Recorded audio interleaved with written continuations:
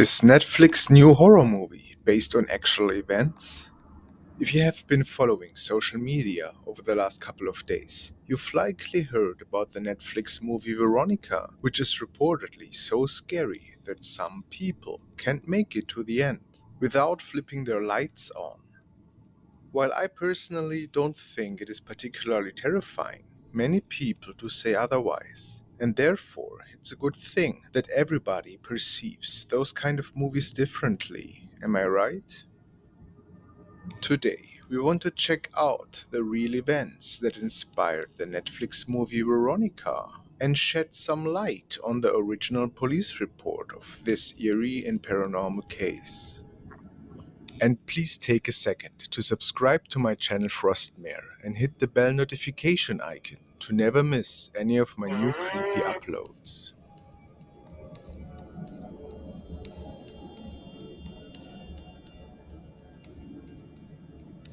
Before we take a look at the real case behind the Veronica movie, which is mostly referred to as the Vallecas case, here is a short introduction of how the whole scary plot is condensed in Netflix show.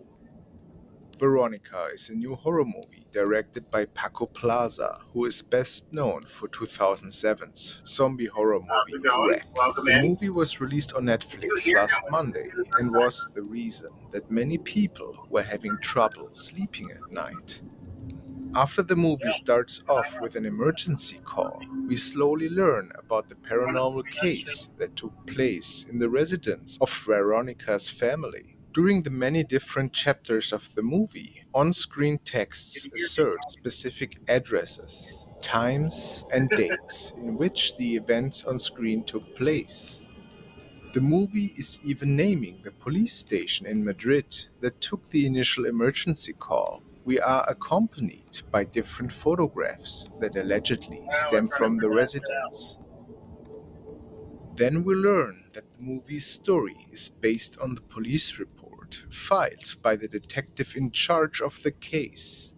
At least, that is what the text reads. After this intro, the movie kicks off the plot about 3 days prior to the filing of the police report. Veronica, displayed by Sandra Escacena, wakes up her younger twin sisters and younger brother and makes them ready for school. She mostly takes care of her siblings all by her own, since her mom works long and late hours at a nearby diner almost every day of the week. It's a special day because today an eclipse is supposed to take place. Veronica and two of her friends plan to use the eclipse's power to fuel a ritual that they are planning on holding in the school's basement during the event. The girl wants to use a Ouija board to reach out to her deceased father, but unfortunately, the girls reach out to something else, more evil and sinister, and closer to a real demon. The being follows her home and drapes its long, spindly shadow over her whole family that she has been forced to protect. We then jump forward to June 15th, 1991, which is exactly 3 days after their seance. This is the night where Detective Jose Ramon Romero was called up to the home on 8 Gerardo Nunes Street in response to a phone call that was asking for immediate help. It's been 2 years since that disaster struck. The city's population is now sparse. In an effort to escape the monsters, you've found a grounded nuclear submarine, which is undoubtedly the perfect spot to convert into a shelter. Once cleaned up, you're pleasantly surprised to find that most facilities are still in good condition. There's no need to worry about electricity and water, and for adventures into the sea, all you need is a set of diving gear. Because the submarine is grounded, seawater won't enter its interior, and there's a plentiful supply of food. The only downside is the occasional roar of monsters from outside, unsettling the nerves. But if a horde of zombies were to come, you just wait for the tide to rise and sweep them all away. And this is the premise of the movie version. But what did really went down at 8 Gerardo Nunes Street? It is believed that the police report of the case is real.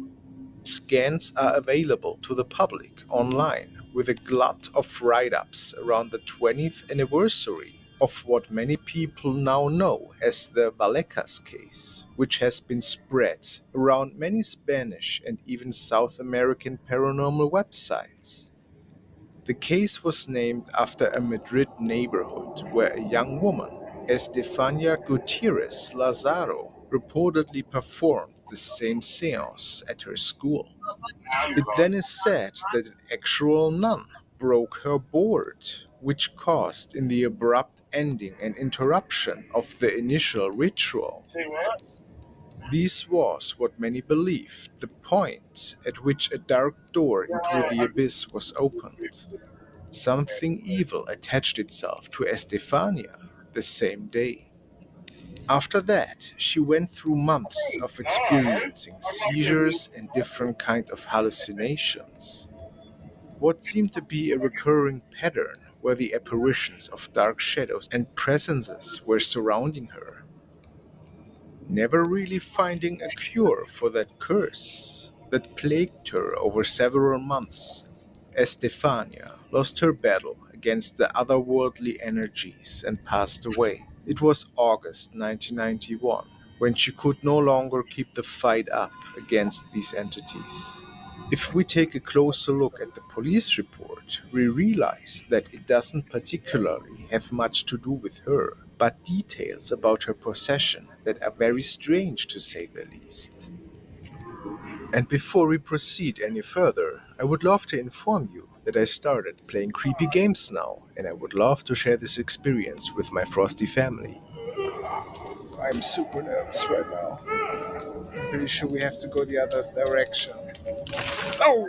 So if you haven't, please subscribe to my channel and hit the bell icon to never miss any of my new uploads. I also have a new shirt design with the Frostmare 2018 logo in my merchandise shop now. Please see the link in the description. And now let's keep going. It is said in an unverifiable claim that Estefania inhaled a form of paranormal vapor from the broken glass pieces of the planchette with which she was playing the game. Another detail even shows that Estefania's family didn't get the police involved until more than a year after her death. But allegedly, many ghost encounters have taken place after the whole incident at the same residence many years later. The police visited the family home when they were reportedly hearing a loud noise, which was stemming from an empty porch. And then, all of a sudden, the door to a closed wardrobe, which was situated in the living room, just opened out of nowhere. A cross with Jesus fell from the wall and separated the little figure from the wood, and a large brown stain appeared. Although the police report might not appear as spectacular as the movie itself, the involved officers described the cases that transpired afterwards as a situation of mystery and rarity. A television special even investigated the case in the family home and features a demonologist and paranormal expert who caught unsettling EVPs of an entity speaking of a grandpa.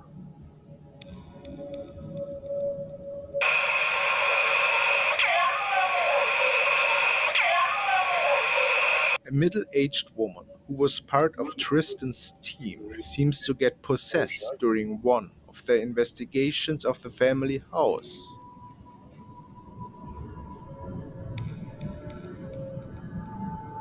After the woman tries to make contact with the evil spirits, Vuelve, the following events are really concerning. vuelve,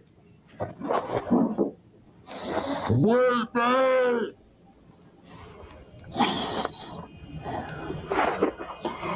vuelve.